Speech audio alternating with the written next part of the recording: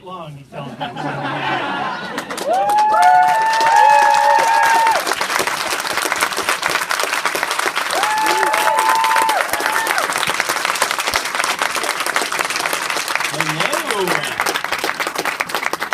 Thank you guys for coming. Who was here at 10 o'clock? Someone was here before the doors opened, they said. Was it one of you guys? Was it you? 10:15? I'll count that. Here, this is for you. What we're going to do today is I am going to speak a little bit about the book. That'll take me maybe 15 minutes. From there, we'll go to a Q&A. So whatever you guys want to know, be thinking of questions. There are rewards for those who ask questions, so be thinking along. And then I've got a short reading that I'll do for you. Altogether, this probably will take around an hour. From there, we'll go to the book signing, okay? So, Words of Radiance.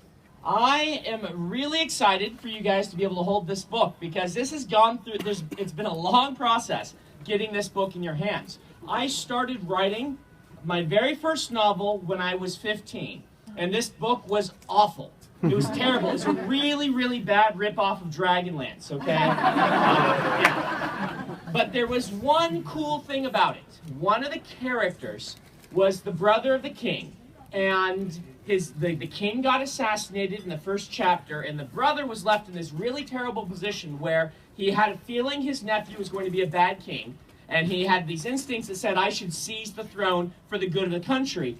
But yet I don't feel right doing that out of love for my brother who wanted his son to be the king. And this conflict became the central conflict that over the years developed a character in my head. I never finished that book I started when I was 15. But years later, this character was itching at me, and I had to write a book about him. The time I finally wrote the book was in 2002. Now, the path between me and 1991 starting my first book and 2002, there's a lot that went on in there. I was actually, by 2002, working on my 13th novel. I had not sold any of them yet. So you can imagine my family's consternation. My mother was constantly calling my father and being like, I don't know what's up with this kid. He was supposed to be a doctor, and now he's been writing books. And I was sending out novels, but they kept getting rejected. I kept getting told they're too long. Yeah. And the other big comment I heard was, write them more like George R. Martin. Because he'd just gotten big. It was the late 80s, or late 90s when I was submitting many of these. And you so... were not doing that. So I was in this weird position, right, where I was about to start my 13th novel, and I was not published. I'm like, what am I doing with my life? Everyone tells me to write my book shorter, and I had this sort of crisis where my end decision was, I don't care what they say. I'm writing these books because I love to write books. I'm not going to write what they tell me to, and I'm going to write a book twice as long as the ones they're rejecting. I've been writing books at 200,000 words, and I wrote one at 400,000 words.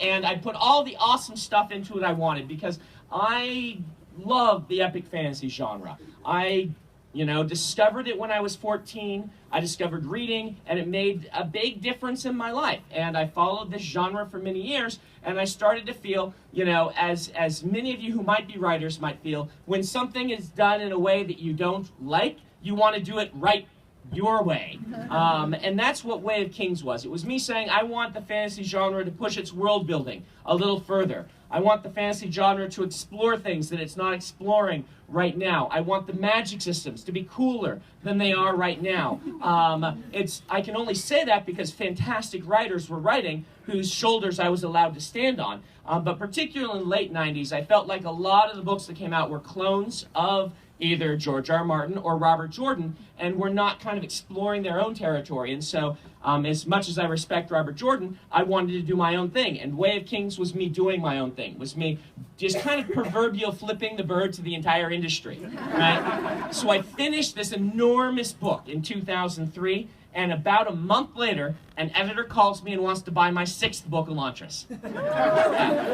After I had thought, I'm never going to get published, I'm ignoring the industry, I'm ignoring what's smart, and I'm writing this weird thing anyway. And so he wanted to buy Elantris, and he said, what are you working on right now? I want to read that.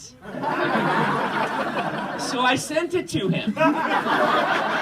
And he called me back terrified of this book. He's like, artwork? You want to put art? I don't get this artwork thing. It's huge. Can we cut this? It needs to be like 5 books. And I actually told him, you know, I sent this to you because I want you to know what I'm going to do someday. I don't want to do this book because as much as the setting for Way of Kings was awesome, as much as Dalinar had worked out perfectly, the book actually didn't work. There was something wrong with it. And this is a weird thing for me to talk about because I teach a lot of writing. I have, for those who are aspiring writers, if you didn't know, I have a podcast called Writing Excuses. You may want to look that up. You can play it through your browser. It'll be very helpful. I also post my lectures, my writing lectures online. I used to be a professor. I don't have time for that anymore, but I kept hold of one class, how to write science fiction and fantasy, which I won't let them take from me. And so I teach that one night a week, actually Thursday nights. Howard Taylor, my good friend, is teaching it for me right now. And I post all those lectures on my website. So if you're an aspiring writer, you might find that useful. But I talk a lot about writing. I feel like I've figured out some things about writing. I can talk about how to make, a character that the reader will feel like they're alive and they'll sympathize with. I feel like I can talk about the different types of plot archetypes. The problem with all of that is, you can talk about all that stuff all you want, and it's important. They're good tools, but there is something more important than all of that you need in a book, and that's the thing I can't explain. There's some sort of, pun intended, magic that goes into a creative work. There is something that is a piece of you and part of the experience that brings this all together and makes it come alive. There's one other thing it needs, but I'm not going to tell you what that is yet. But this thing, this magic, it's just, I'll tell my students, here's a great plot, here's how you write some characters, and then, by the way, you need to add your own individual genius to make this thing awesome. And I don't know what to tell you about doing that. You just have to explore it yourself. And sometimes it means that even though all the pieces come together, a book doesn't work. And when that book doesn't work, I don't release it. And it's kind of like, trying to explain the difference between sitting and playing a piece on the piano and having one of those transcendent performances where it all comes together and for a moment it is just working beyond your ability even as a musician to understand. And that didn't happen for Way of Kings, the 2002 version. I wasn't sure why. I was pretty sure there were some things skill-wise I hadn't done, but I didn't know what else was wrong. So I put the book aside, and instead I pitched to my editor the Mistborn series, which I pitched to him, actually. If you aren't aware, I pitched to him. I said, I want to do a series which has an epic fantasy trilogy, then skips forward and has an urban fantasy modern-day trilogy in the same world where the magic is still there, and then skips forward and does a science fiction series where the magic has become the means by which space travel is possible. Because I'd never seen that done before, and that kind of broke my editor's brain. It was really cool. Whenever I tell him about one of these things, his response is always, wow, you're ambitious. And so I did the Mistborn epic fantasy trilogy. Which, by the way, as an aside, Alloy of Law is not the second trilogy. The second trilogy is 1980s level technology. It's kind of, I pitched it to my editor as Tom Clancy's spy novel with allomancers. And I will do that someday. Alloy of Law and its sequel, which I am working on, are things that are happening in between because I realized I wasn't going to be able to get to that second trilogy for a long time, and I didn't want people to forget about the Mistborn series, so I wanted to explore an interim stories, and so we're going to do some more of those. But anyway, so I pitched that, I worked on Mistborn, but during this whole time, I started reworking my entire outline for the Stormlight Archive.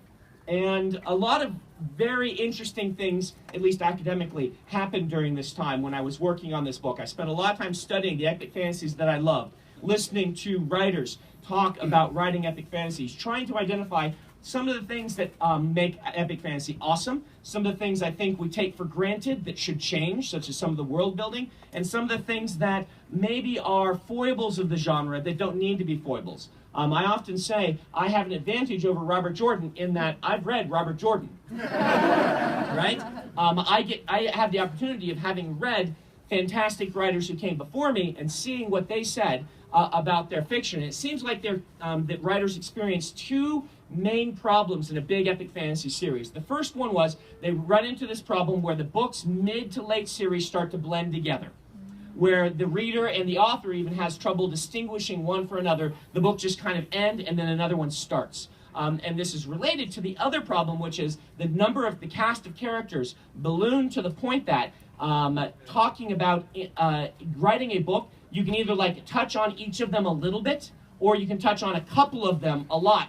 And either way, it's unsatisfying because either you're dropping half your characters or you're not getting a full story for any of those characters. And this runs into the genre. Now, this is a natural outgrowth of this wonderful genre that I love. It's big, it's expansive, it's immersive. It has all kinds of awesome things going on in it. But I thought, can I build my series in such a way that I avoid some of these problems? And so I started developing this idea for a 10-book series where it's 10 books based on 10 main characters with the 10 orders of Knights Radiant, and each book would contain a deep flashback sequence from one of the characters would relate to one of the orders of Knights Radiant, so that we kind of had a soul and a focus for each novel.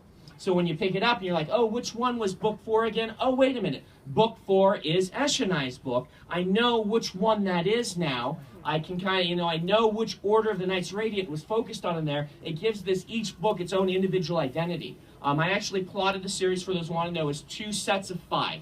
There'll be a 5-book arc dealing with the characters introduced in the first couple of books. And then we will end and take a break, and it'll be about a decade, probably, maybe a little longer, not in my time. World time. Yeah, this guy about had a heart attack. In world time, maybe a decade or so, and then we will come back and we will deal with what I'm calling the back 5 books, which deal with characters who are very important to the story, but are only side characters in the mainline books. So this is where you see me delving a little bit more into some of those stories. And I built all of these. I built their flashback sequences. I'm an outliner. I have to know where I'm going before I can write a book. So I actually started work on the endings. I've written the last chapter of book 5 already, and all of this stuff in order to know where I'm going for this series. And this I felt would help me with one of the problems, which when I was working on the original Way of Kings in 2002, it spiraled out of control like from chapter 1. Which is a really bad sign, right? When, most authors keep it controlled, authors who are better writers than me kept it control until later in their series, and I'm going crazy in book 1. I realized I needed to focus in. I needed to really rebuild my series and focus it on these main characters. And so this was working really well. Then something happened to me, completely unexpected. I spoke on a previous tour about this in depth, so I won't go into it now, but the Wheel of Time dropped on me like a freight train. Unexpectedly, due to a phone call one day from someone I didn't at the time know and had no expectation of hearing from. And writing the Wheel of Time books was like being thrown into the deep end, right? Except I've been joking, it's more like being thrown into the Atlantic Ocean with chains on my feet and the boat sails away.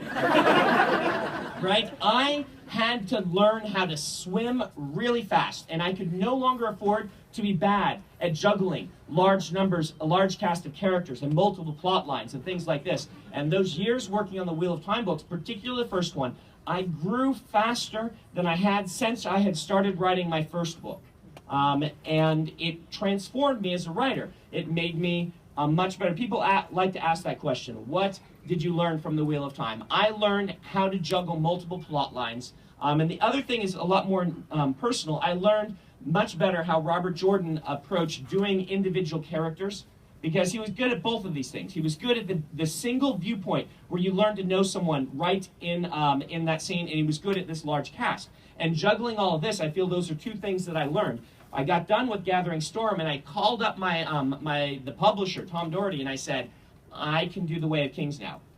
And he said, don't you have some things on your plate right now, Brandon? We just decided we needed to split the books into 3. You know, we had a lot to do. I said, yes, I do have some things on my plate, but I need to write this book because the spark is there, the magic's there. I can't describe it, but I need to do it. It partially came from a big revelation relating to one of the characters, which I'm not going to give you specifics on right now because it gives a spoiler for the first book, but there is a character who in the 2002 version made a decision, the easy decision, and I needed to have him make the hard decision instead, and it flipped the entire book on its head.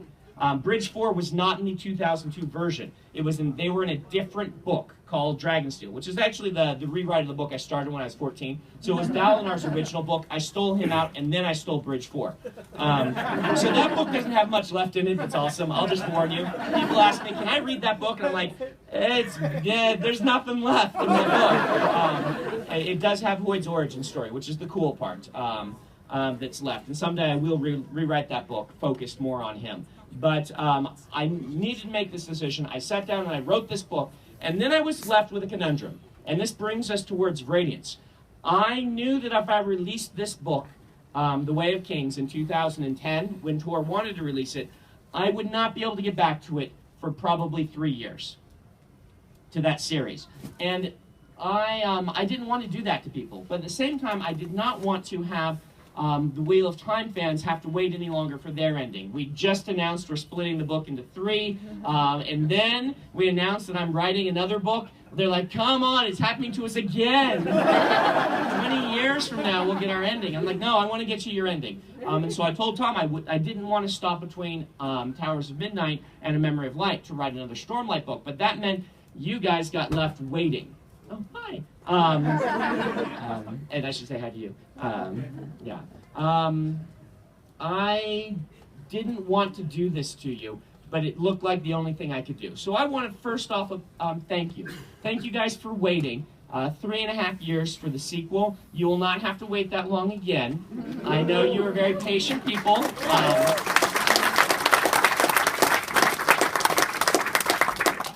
My goal is to have, I can't do these every year, but I think I can do them every 18 months. So my goal is to have the 3rd one out for Christmas time next year. So I'm going to start writing that this summer. So you can watch the progress bars on my website, and we can see how that happens. That is my goal. We'll see how that works, but that I think we might be able to pull that off. Which means that the sequel to Alloy of Law is getting pushed back to after that, because I didn't want to get in a habit that the Stormlight books come out that have that long of a delay between them. So I will be doing the next one of those later. For those who are curious, the book of mine that's coming out next will be Firefight, the sequel to Steelheart.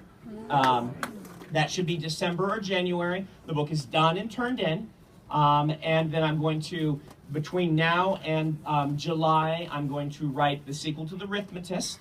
And then I will go back into Stormlight. And this is how I work as a writer, as an aside. I really need to be jumping projects. It's how I remain creative. I can't usually do something that's too similar to what I've just finished. I have to do something very different after I finish a book. It's just how I work. This is where the Alcatraz versus the Evil Librarian series came from in the first place, was me discovering this about myself. So anyway, we get to this book. Finally, The Wheel of Time is done. The last book comes out. My editor calls me and says, I know you're working on the Stormlight Archive next book. I need to know the title so we can start putting it in the marketing material, like, you know, the catalogs that the booksellers get and things like this. And so I said, oh, this is great. Let me tell you about it. I've named all the books already in my outline. They're all named after in-world books, which is the pun on the idea of the archive. The Stormlight Archive is a group of 10 books, which are referencing 10 books in world. I thought that was really fun. And each of them are going to be thematically important to the book. And the book that the second one's named after is this book that Shallan is given at the end of the first novel. It is a book with all blank pages. The idea being that this is a book for a scholar to fill with knowledge. But it is a book, metaphorically, that can never be filled, because knowledge, you know, you can never know everything. And the true mark of a scholar is someone who's always looking for more knowledge to put in that book. And therefore, the book is called The Book of Endless Pages. Right? And I said, so we're going to name the second book The Book of Endless Pages, and my editor laughed at me. Now, yeah, I had not realized, I promise you, until that moment, I've been working for like 5 or 6 years with this book, named this in my head, that would give a lot of ammunition to reviewers who pick up a 1,000-page book and say, the Book of Endless Pages, you say. It certainly is.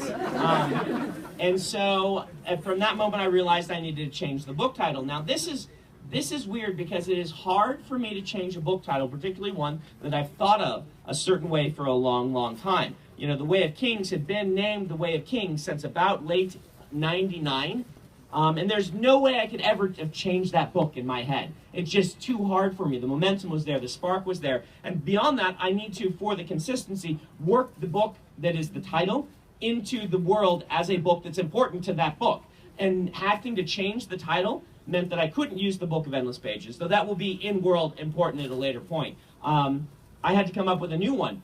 That was so hard. Like, those 3 words on the title were the hardest 3 words for me to come up with in this book. And it's so silly to talk about this, right? Because a title, it's 3 words. It shouldn't mean that much, but it did. And I spent months beating my head against the wall, trying to come up with a title. So it's a little bit surprising to me that you actually have this book right now. The title didn't come to me till right at the end.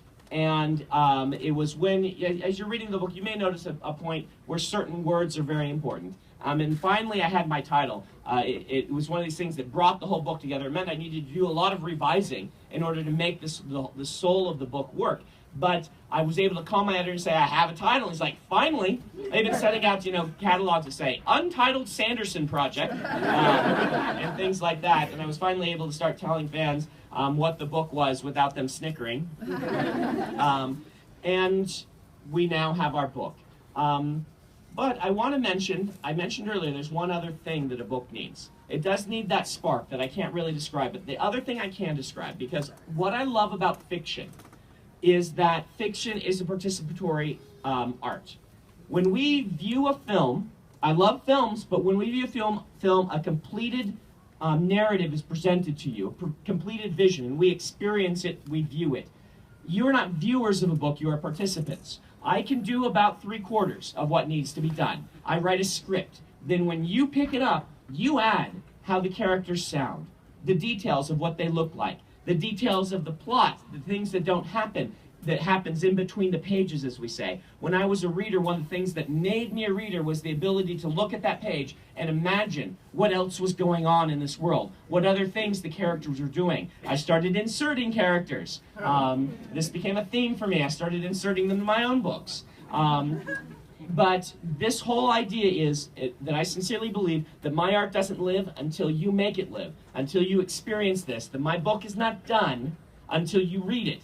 And you create in your mind your version of it, which is why I don't mind how the character names are pronounced. In your version, they're pronounced however you want them to be. In my version of the Anne McCaffrey's Dragon Riders books, the dragon names are these unpronounceable sounds. They're just like, I never sounded them out. I'm like, no, you can't say a dragon's name. It's just a thing that enters your head. Whatever you do to the books is yours. And so I wanted to say thank you. Thank you for giving me that last part. Thank you for giving to my books your imagination to make them live. Thank you for picking up Words of Radiance. I hope you enjoy the ride. All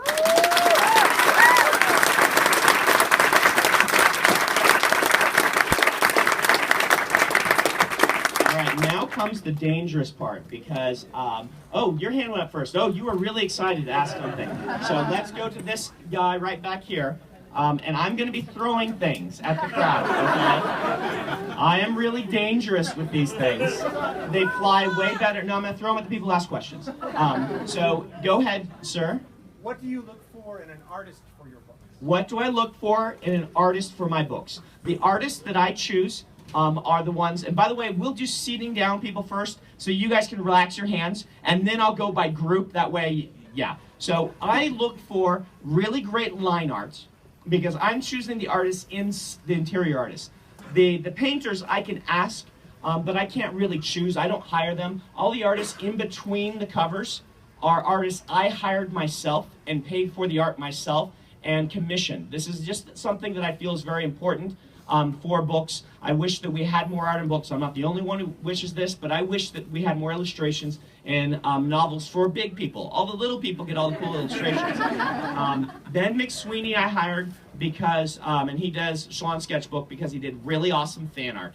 And I just called him and said, I need you to be doing some art for a pitch for mine. He did this art for a pitch, turned out really well. I then hired him to work on the Stormlight Archive. Isaac I've known for years. Dan Dos Santos also did art for this, and he has a beautiful cover illustration. For him, I wanted him because he's so good with figures, and I was doing this art that involved a lot of figures that I went to him. So it just really depends on the situation. But a good DeviantArt portfolio with great line art is part of what draws me. All right? Here we are. Let's see if I beam people. Oh, the person next to you. I'm sorry. All right, we're going to go right here to this young lady.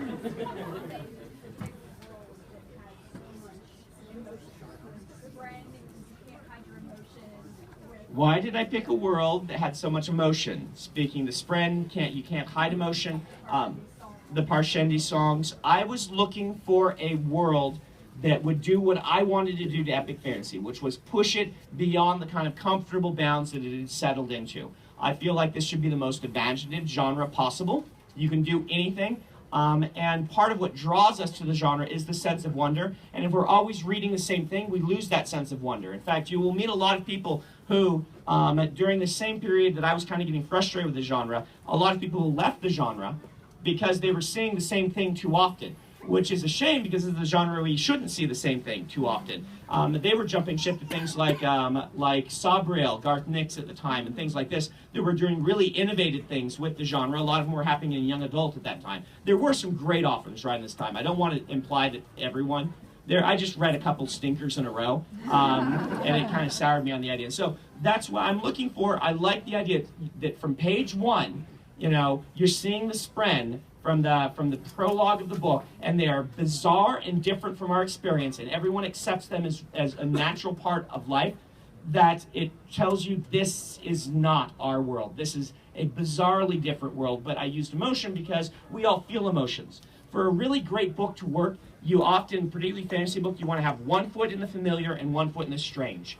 Using something familiar in a strange way, or taking something strange and making it familiar, is the hallmark of the science fiction and fantasy genre, which then allows us to say, I understand emotion, so I can understand what this feels like, but there's a bizarre side effect in this world which allows some of the sense of wonder to come into it. All right, right here, your hand went up first. Yes. Are you wearing, what are you wearing? That's a cool shirt. Just a dragon. A dragon? Dragon shirts are awesome. So you mentioned that you'd already written the last chapter of book 5. And you had Yes. most of the series planned out. Yes. Do you leave yourself any room for Oh, good question. inspiration that Do I comes leave along? myself any room for inspiration? Here, I'll throw this to you first. I hit the guy too. You should pass that back to him if you would. Sorry, guy, being Jew. The question is, do I leave room for inspiration? I've planned so many things. Yes, I do. I think it's very important. I am an outliner in everything except character.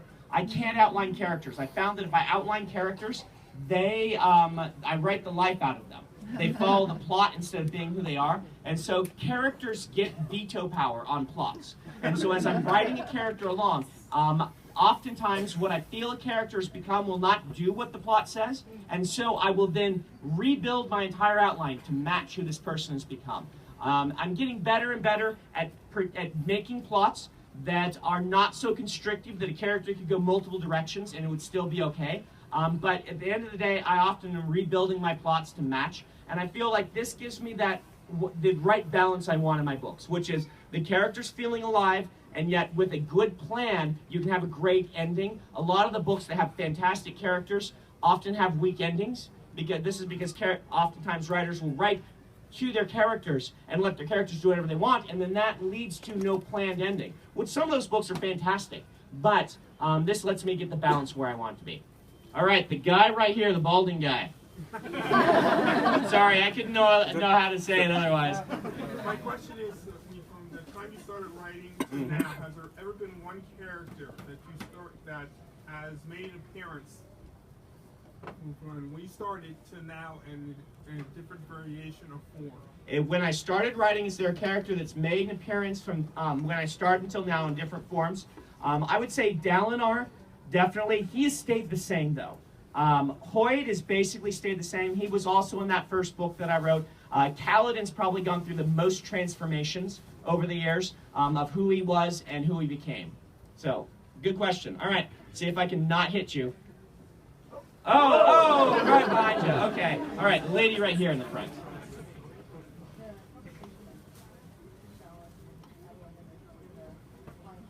Yes.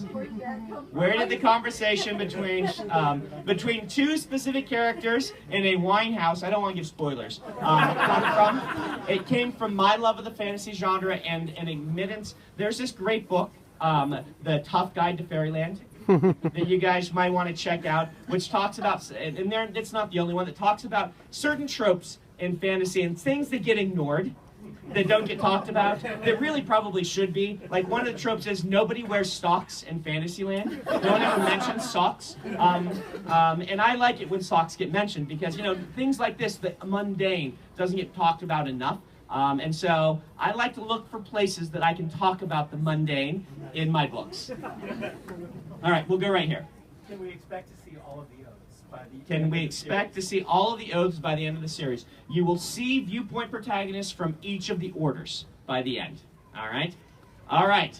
The gentleman right here. When you decide, because you've done this in multiple books, and I don't, of course, want to give any spoilers, so when you decide it's time for a character to die, Right. why and how do you let go? Right. How do I decide and why do I decide when a character needs to die? How do I let go? Letting go is actually fairly easy because when it happens in my books, I am prepared for it. I have been planning for it, if not from the beginning, from at least the midpoint of the book or, you know, chapters before it happens. I'm usually aware. And it happens because I don't kill characters because just to kill them. I don't say, who won't they expect me to kill? I think there are authors that do that. I say, what are the risks the character is taking? I can mitigate some of those risks. Is it right for me to do that? At what point do the risks that they're taking catch up to them? At what point do they demand to be allowed to take really, really dangerous risks and potentially pay the consequences? And it's just a matter of feeling the rhythm of the book, what the character demands, and then going through with it. All right? All right, the young lady in the yellow, and we're going to throw this to you. Oh, wow, that was just way off. I'm sorry. All right, young lady in the yellow. How many books have you worked on in the past year? Let's see. In the past year, I worked on Steelheart. I did the last little work on the Arithmetist. I worked on the Words of Radiance, which finished in December and they published in March, which is crazy. I worked on the Second Legion novella. I worked on the sequel to Steelheart. I began planning for the second Arithmetist. And I began, and I built a book guide for a book that I'm probably not going to write for many years, which involves all sorts of funky stuff. So I'm not going to go into that one. All right, here's the thing for you, okay? All right, you ready for this? All right. Oh, that's okay. We'll pass that back. All right, the lady in the blue.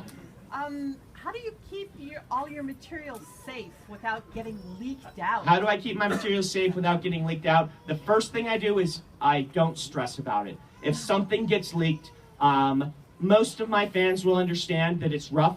They may enjoy reading it, but I post rough stuff sometimes. Like Warbreaker, I posted chapter by chapter as I wrote it. And this was partially an exercise to get myself to be okay with this idea, just in case something did leak. So if something leaks, I will deal with it. I probably won't be happy because the showman in me wants to have the reveals happen in the right way, and usually my first drafts do not contain the proper balance of foreshadowing for the climaxes that I want to have happen, because I have to get to them, find out if and make sure they work, and then lay down the foreshadowing appropriately, then run it through a writing group, see what they're guessing and what they're not guessing, and then tweak the foreshadowing and potential red herrings in the right way to make it so that as you're reading, my goal is, and this isn't going to work for everybody, but my goal is so that you start to figure out what's going to happen just a little bit before it happens. So that you have that moment of realization, that sort of anticipation, and then the thrill of it actually happening. That means that occasionally one should blindside you, and occasionally you should be able to figure one out pretty early with that balance as I'm doing it. And depending on who you are, you'll spot different things. But hopefully in every book there will be some that you spot, some that you don't spot at all, and the majority of them that you kind of have this realization right before it's happening. And that's what I shoot for in foreshadowing, and that will not be right in the first draft. All right, we're going to throw this. Oh, it almost got you. And now I'm actually going to let this group over here, we're going to go this lady right here, and then we'll do other people standing behind that, and yeah, the standing groups. Go ahead. Yes. When am I going to do the rest of the Mistborn books? The Shadows of Self, which is sequel to Alloy of Law, I will do following Stones Unhallowed, which is book 3. Which, by the way, Pat Rothfuss is going to name one of his books, Doors of Stone. So I'm like, do I have to change mine now, or can I just beat it? Yeah, beat him. Yeah. No, I don't want to beat him. I want his book to come out so I can read it. But anyway, that would probably be the year after Stones Unhallowed, and I will probably do the modern day trilogy between books 5 and 6 of the Stormlight Archive, because there is that break in there. It's a natural break point. The science fiction trilogy is a ways off. All right, guy in the cap. Can you tell us anything about a second book in the Warbreaker? Second book in Warbreaker. A second book in Warbreaker. Oh, wow. That almost got you. And almost beheaded the person behind you. This is Zeph, so he does things like that. There will be a second book. I can't promise when. It's a ways off. That and any Elantra sequels are a ways off for now. All right? Right here. So if Hoyt comes to Earth, what differences will you notice? If Hoyt comes to Earth, what differences would you notice? Well, he would probably only come to Earth if magic started working here, which you would notice immediately. A lot of people ask if Hoyt is me. No, Hoyt is not me. Hoyt is very far off from me. I'm nowhere near as clever as he is. I don't know what differences you notice. There might be, there would be natural world changes and things like that. But he goes to great lengths to not be noticed sometimes. So I would guess that you wouldn't notice him. Right here. You mentioned about bringing Bridge 4 and Balance From Dragonsteel, yes. Mm-hmm. Have you ever written a character or a plotline and realized, other than that would work better in another setting? Have I ever written a character or plotline other than those and realized they'd work better in another setting? I do this frequently. Allomancy and Feruchemy were both designed for separate books.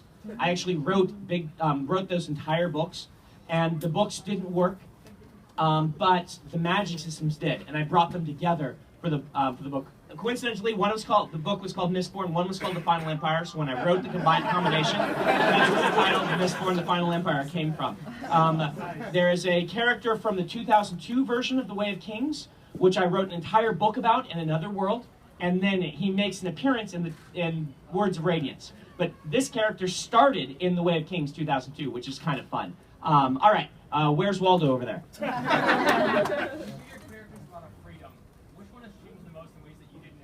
Which one of my characters has changed the most in ways I didn't expect? I would say that it's probably Spook, who was not planned to have any major part in the series and ended up having a pretty big one. And that was one of those revisions where I knocked out an entire section of a book and added in a complete viewpoint sequence for him. All right, we're going to do the guy in the red right here. So, can't remember the name of the world. The world that Dragonsteel and Lyre Part now are set on. Yes, Yolen. Was that set before or after the break-in? Lyre, that was set before. Okay. So for what he's asking, all of my epic fantasy books are connected. They're taking place in the same universe, and there are continuing characters. But I want to make absolutely clear, you do not need to know any of this to appreciate the books. It is all meant to be cameos at this point. It will be important eventually, but you can read a primer then, all right? Don't feel that you have to read Mistborn to understand Way of Kings or anything like that, all right? All right, we're going to do one more question back here. Oh, and his question is the first book, Dragonsteel, chronologically is the first one. Well, liar part now is. Do they take place before the breaking of Aiden and they do. All right, the guy in the way back, the last hand. Yeah, that's you. Do you ever follow your own writing prompts from writing? Do I ever follow my own writing prompts from writing excuses? Once in a while I do.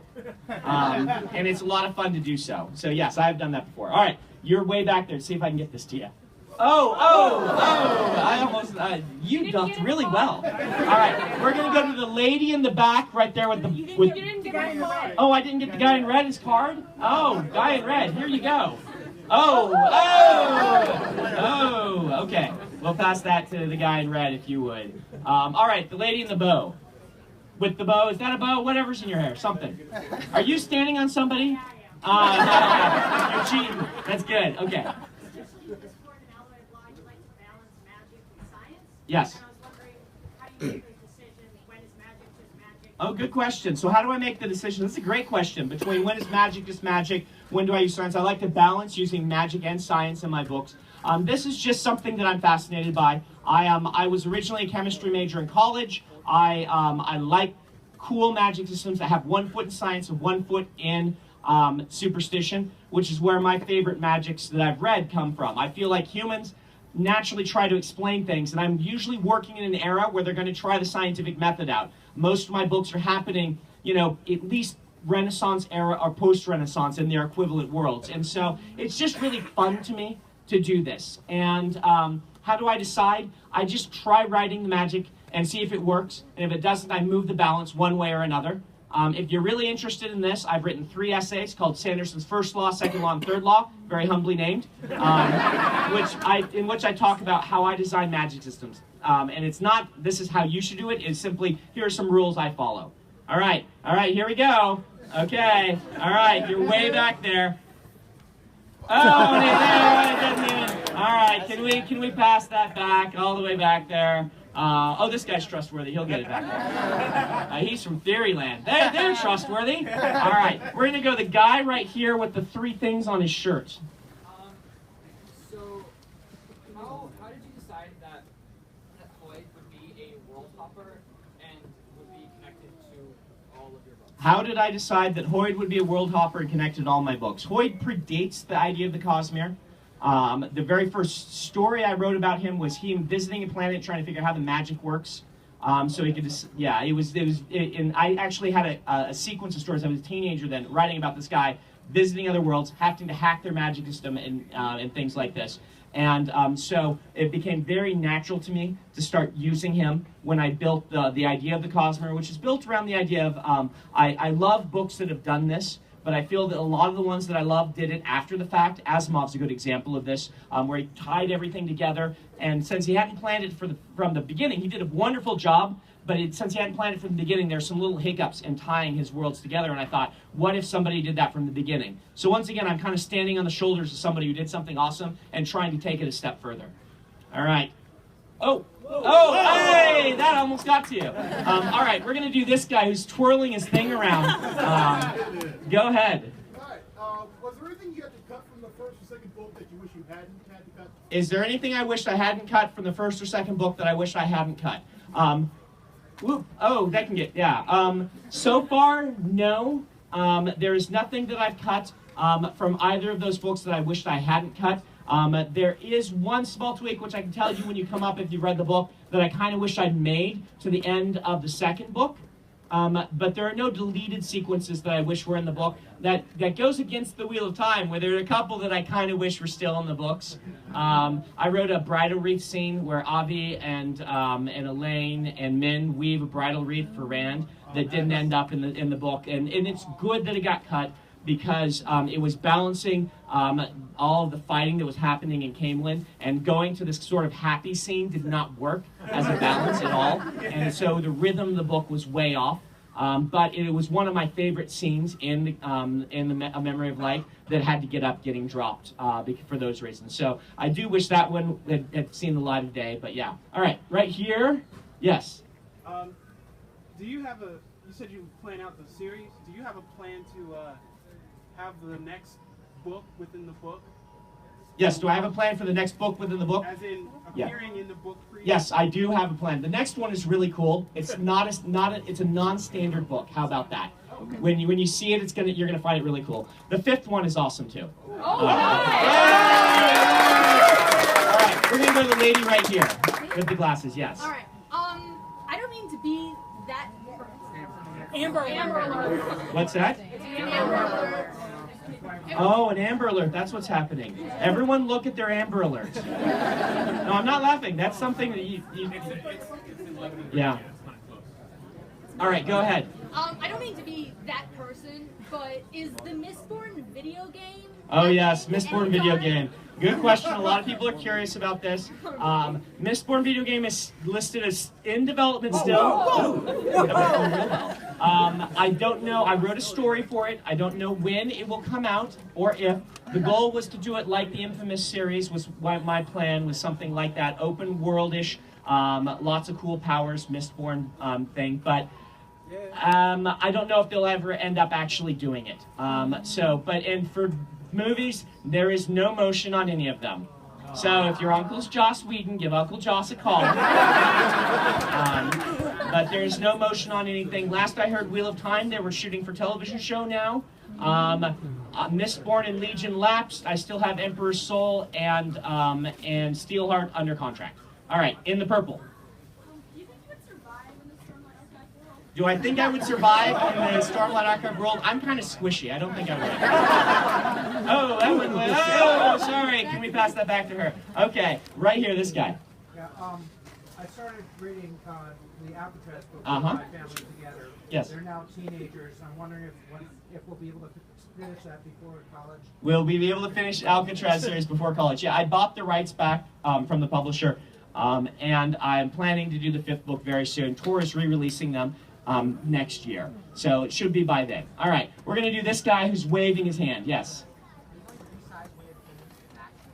Am I going to resize Way of Kings to match Words of Radiance? No. I was kind of hoping Words of Radiance would be shorter than Way of Kings, but it is not. All right, in the red. How did I come up with the geography on Roshar? Good question. The geography on Roshar was developed as a natural outgrowth of the High Storm, which was the first concept for Roshar, which was inspired by the Storm of Jupiter. Which was me wanting to tell a story about a world with a continual magical storm, and then I built the ecology and all of these things up from that. Roshar had to grow up. I had to find a mechanism by which stone was deposited by rain, because I felt that the constant weathering over that long of a time would leave no continents. And so the creme is my kind of scientific, with one foot in magic, hack on keeping the continent. So the continent does drift. They don't have plate tectonics. The continent actually moves as it gets weathered on the east and gets pushed that direction over millennia of time. So that's kind of one of the fun things. All right, the guy right here. How do you plan on making new series versus continuing books and the ones that you already have? How do I decide between new series and the ones I already have? It just really depends on what I'm feeling like doing. I have a big detailed plan for the Cosmere, but yeah, I will do others, and I can't promise when or what I'll do. It just is when inspiration strikes me. Okay, I'm going to do one more on the way back. The guy went up on his tiptoes. My question is, how has your writing epic fantasy influenced your work in like more comic book sense, like? Oh yeah, like Steelheart and stuff. How has that influenced? How did writing in more of a comic book sense influence your later epic fantasy novels? Also, Yeah. never make a comic book? I will make a comic book. I'm trying to take one of the unpublished 13 novels and go back over it, because the dialogue in one of them is pretty good, but if I can just fix some of the plot archetypes, then we'll release that as a graphic novel. White Sand, we're working on doing that for. That's Cosmere, yeah. And so yes, working in the I've read comic books since, I discovered Teenage Mutant Ninja Turtles, the original, when they all had red face masks. None of this Archie Comics version or whatever it was. But I've read a lot of comics, and so they've influenced me all along. Wanting to do a comic book themed book is something that I had an idea for years and years. And people told me, you really can't, no one's going to read a comic book themed book. So I just wrote it anyway. But I would say that the biggest thing I practiced in that book that's reflected back is the short pacing of chapters, and using those really tight, narratively short chapters as a method for pushing a reader through the book. It's not something that you'll see translate to the Stormlight Archive very much because I do the chapters very different there, but it is something I liked practicing for that book and something that I think that is a special part of that book. All right, we're going to throw this to you. This is the last one. By the way, is anyone in costume? You're in costume. You get one. We'll get one to you. Oh, sorry. And we will get one to this guy back here. All right. Well, is there Wayne back there? All right. All right. We're going to get this one to the guy who asked the question. One. Okay, someone get that to him. All right. We have a Wayne, kind of, and we have someone in the way back. Who's in the way back? Yeah? When you come through, I'm going to throw you one right now, but I'll see your costume when you come through. Oh, someone got down. Really smart. Someone ducked. All right, here it goes. Oh, with the baby. Good idea. Okay, all the way over there. All right, so the last one, the hat person, are you? Oh, right here. Yes, all right, that'll do. There you are. Oh, dude, I'm so sorry. Are you okay? I'm all right. All right, good. Okay. Taking one for the team. Taking one for the team. You're awesome. Thank you. Okay, so I am now going to do a few quick announcements, then I'll do the reading, and then we'll do the actual signing. And I've got my list of announcements right here. The first one is, once I finish with this, I will hurriedly pre-sign a bunch of copies of Words of Radiance. If you bought your book here and you need to leave, you can swap, and you'll have one signed already. Is that okay with you guys? So just make sure your book's in pristine condition still, and you can swap it and not have to wait in line. It'll be pre-signed. We are going to pass Post-its out. You're going to Post-it your books. Write your name or the name you want the book for in every book you want personalized. You can have up to 3 of those, okay? 3 personalizations, and I will sign as many more as you want. If you want more than 3 personalizations, I'll ask you to wait to the end, okay? So 3, and so what I want you to do, if someone will hand me a copy of one of the hardcovers here, I'm going to show you where to put that Post-it when you get it. And they're going to be helping you with this, and this is for you also. So I want you to open it up to the full title. That's the title page with my name on it. See? This is the full title, right? And then I want you to take the flap of the book, and I want you to flap it like this as a bookmark, so when we open it, it opens up right there. It's really cool. You don't have to do that for paperbacks so they don't have a flap.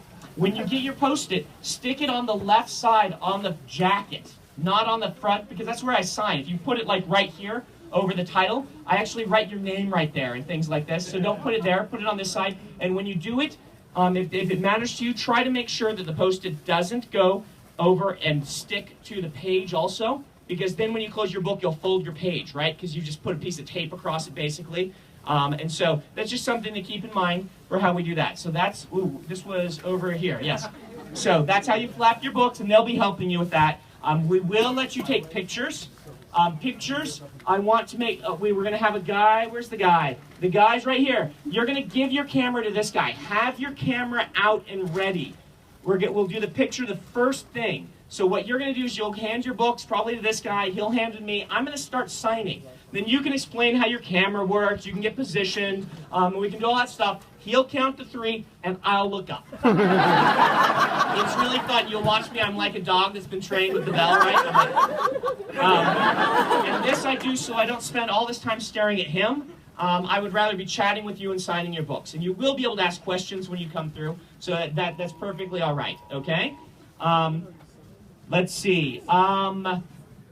This is probably going to go a while. If you haven't been to one of these before, they said they give out till E. Was that right? So the E wristbands, D and E, you may want to go get dinner. Okay? The bookstore doesn't close till 11. I guarantee I'll be here till 10. I will not leave before 10. So if you're stressed about going, this means you can leave. You've got 2 hours if you're an E, probably a D also. You can go browse the store. You can go get dinner. You may be able to catch a movie. Whatever you want to do.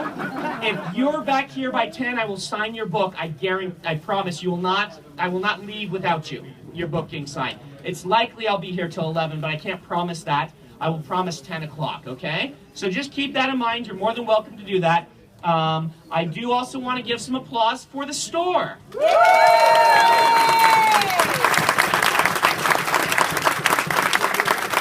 I appreciate them having me in. I appreciate them having this space for us. I know that sometimes books are a little bit cheaper and other places online sometimes, but online stores can't do this.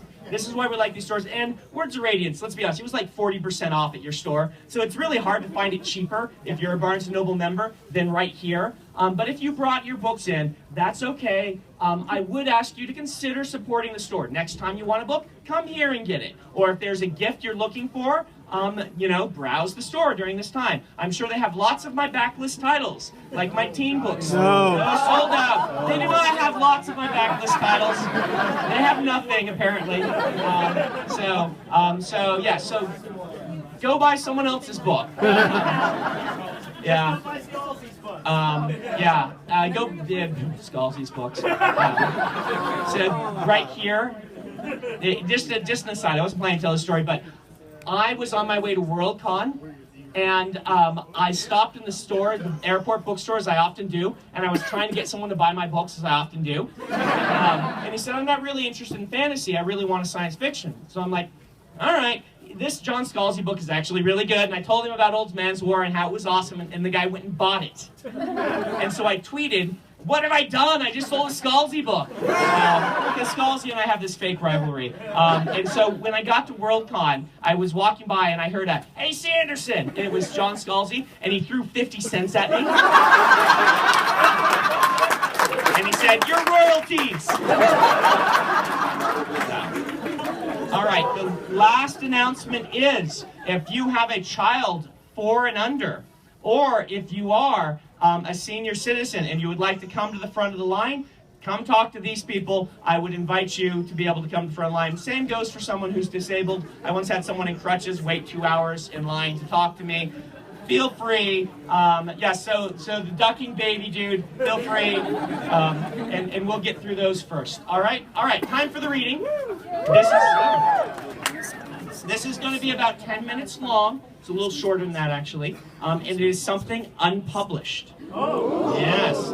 I like to do readings from unpublished works because I figure you've all got the books that you came to buy. You don't want to hear me read those. You want to hear me read ones that you can't buy. And so this is the short story that I worked on in between Words of Radiance and Steelheart.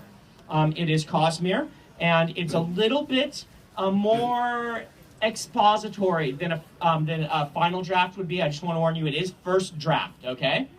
So, Ilyel was awakened by the whispering of the dead child who followed him. The girl's words were often gibberish, though usually he could make out a few of them. Tonight, he didn't even understand a single one, which made the whispering even more eerie. Ilyel sat up in his cot, realizing that he'd fallen asleep in his uniform again, and looked across the darkened room, seeking out the child. There, she hid in the shadows by the wooden bin that held his canes. Small, maybe 4 years old, she had long, straight blonde hair that hung down by her face, ears peeking out like rocks in the sand. She met his eyes. She whispered. It would be nice when this particular echo passed. Ilyel rose, tugging at his rumpled jacket, still enough a soldier to feel ashamed at its state. His father would have had Ilyel's head if he'd seen such a uniform. Climbing from the bed, Ilyel took the cane from beside it for support, then walked out onto the balcony. He put his back to the dead child. She was a figment, an echo, or a side effect from an incubation he'd done a few years back. That was so long ago that he was losing hope that this echo would ever fade. He might be stuck with the hallucination for good. He stepped out onto the balcony, using the cane by habit, though he was currently strong enough that he didn't need it to walk. He was recovering from his incubation of 2 months back, the grind of that one having finally worn off. In fact, he was probably too strong. He'd been getting too much sleep lately, been eating too well. He needed to maintain a certain level of physical weakness so he'd be open to incubations, assuming he wanted to remain effective in his duties. And he did want to remain effective, if for his own reasons, if not for the Corps. Outside on the balcony, the sky burned. It smoldered high above, deep red lines, the color of a serpent's tongue, glowing like rips in the air. The glowing magma cast a warm red light across the city of Sui Mokt.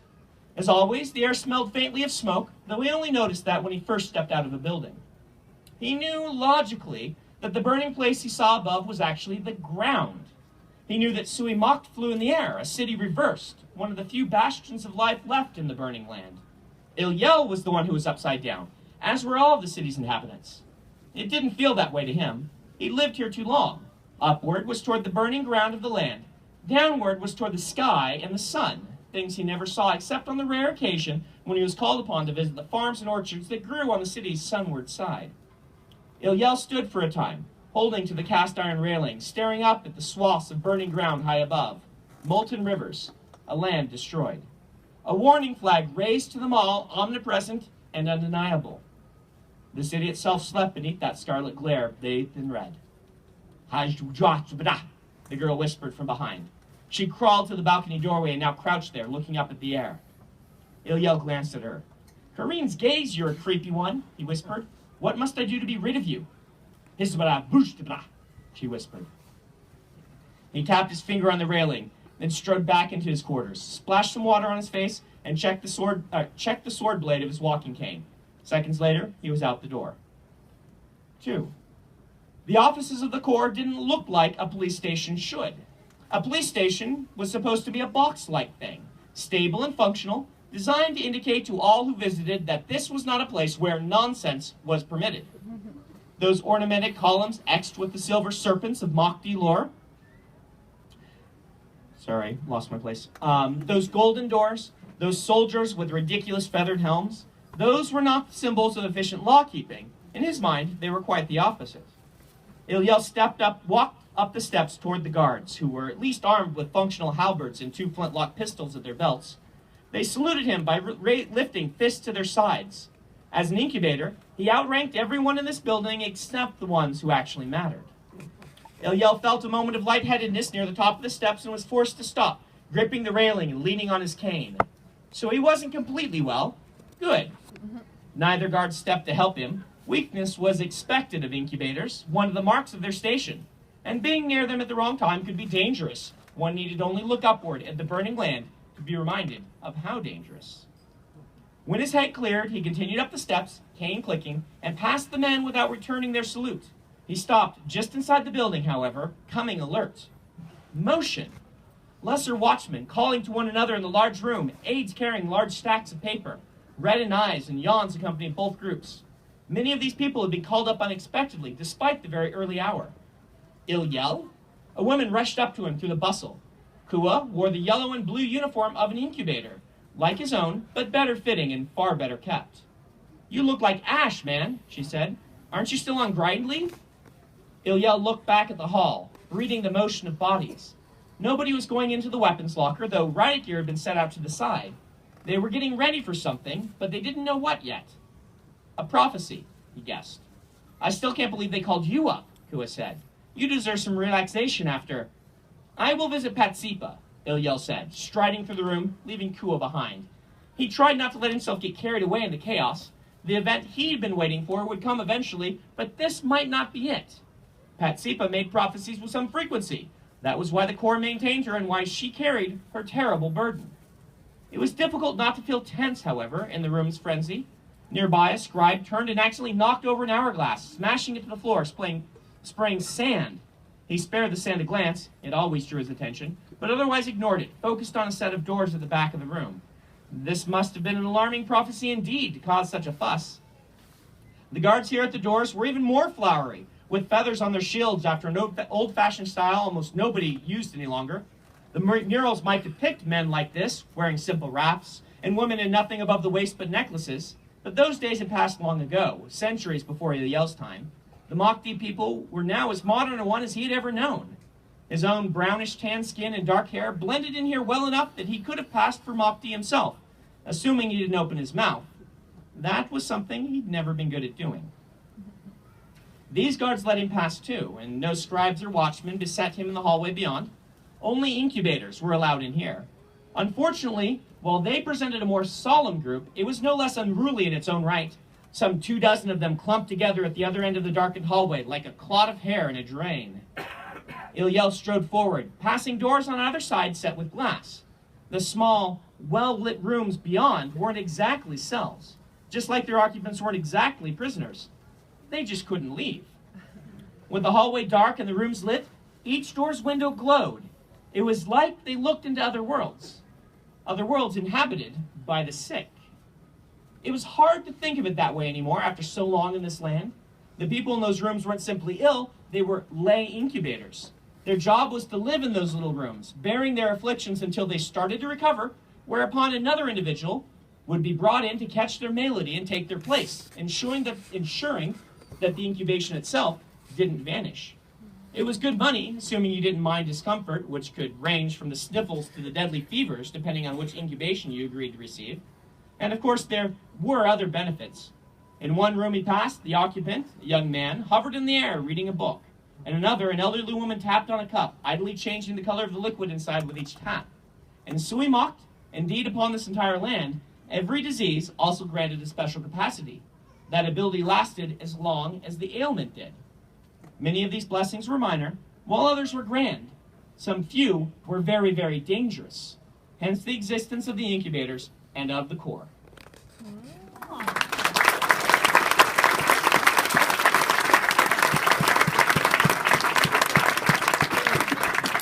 So there you go. I hope to finish that someday. It's not done yet, but you will eventually be able to read it. I'm going to now let Barnes & Noble take over. I wanted to thank you guys one more time. I look forward to talking to you as you come through the line.